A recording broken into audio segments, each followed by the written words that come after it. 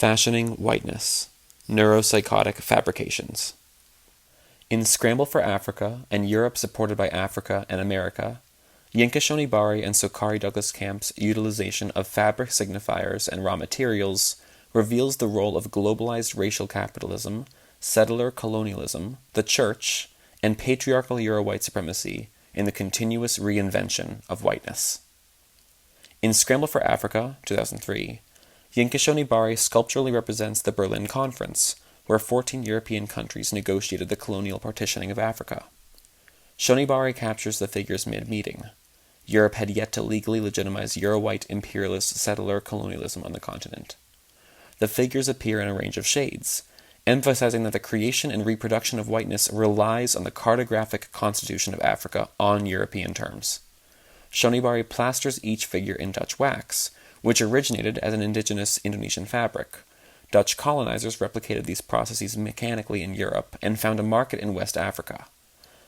Meanwhile, Calvinist Protestants constituted the majority of the Netherlands in the mid-19th century, members of a denomination that forwarded minimalist, neutral aesthetics. The simultaneous development of the pigmented and patterned Dutch wax with the minimalism associated with Dutch Calvinism reveals the role of Dutch merchants and the church in constituting an Africa opposite of Europe. By marketing color and pattern to West Africa, the Dutch were creating an aesthetic binary that served the construction of whiteness only 4 decades prior to the Berlin Conference. In Europe Supported by Africa and America, 2015, Sokari Douglas Camp sculpturally riffs on William Blake's print of the same name. Camp joins Shonibari in her use of fabric as a visual signifier of the global breadth of settler colonialism through use of paisley, a Dutch East India Company export from the Kingdom of Kashmir and named for a Scottish town. Blake's print draws upon classicism, with Europe's hair covering her genitals.